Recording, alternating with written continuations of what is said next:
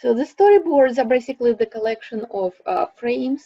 If you think in terms of the film, like film frames, it's a graphic way to represent the movement in the form of illustration or images displayed in sequence for the purpose of pre-visualizing a motion picture, animation, motion graphic, or interactive media. So you're trying to create the still. You can't represent every second of the movement in the storyboard. It's not what it's intended for, but you want to keep, you want to choose the key steps of that movement or the story. Once you establish the key pieces, you can get into more specifics. So start with the big picture and get into the detail. A simpler way to describe it is a sequence of images that illustrates the story. All right, and then that's an example of a storyboard. For something like what you have, you are not, I'm not expecting you to use the dialogue, but in this storyboard, it's a cartoon, so we have the dialogue going on. Again, with this class, we're not gonna get into the sound element of your animations. It's just gonna be very soundless. So we're not gonna have any sound in that. It's just gonna be the movement. All right, that's another example of a storyboard. Again, it has a dialogue. You don't need to worry about that. But it shows the sequence.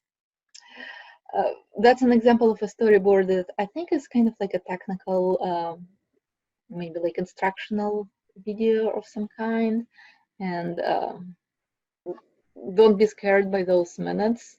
For those, it's just going to be the seconds, roughly 3, 5, maybe seconds. It depends. It really depends on how much time you have and what is involved in your storyboard. I wouldn't probably shoot for more than 10 seconds because it does take time to create them. So I would focus on the quality rather than the length. And so a little bit of a history of the storyboards.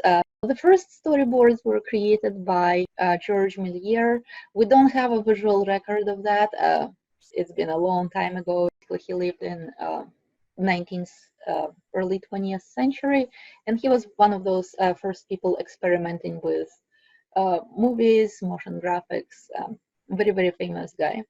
The first surviving record of the storyboards is actually from Walt Disney Studios, and in 1930s they were producing that famous cartoon called Silly Symphony, and these are the first surviving records of the storyboards.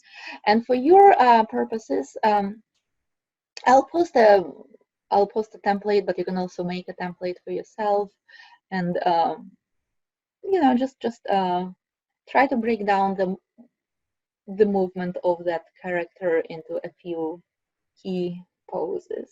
And that, I think, will also help you, those of you especially who are struggling with movement in your designs, I think that will help you to finalize those silhouettes. All right, and there are some storyboarding tools just for your reference. Again, I don't know if you need them. I think you're probably fine doing it by just either in Illustrator or by hand. Either way is fine. But there are some storyboarding tools, especially if you want to go into more motion graphics direction in your career. Maybe you want to take other classes or just try to experiment with that on your own. So there are things like that.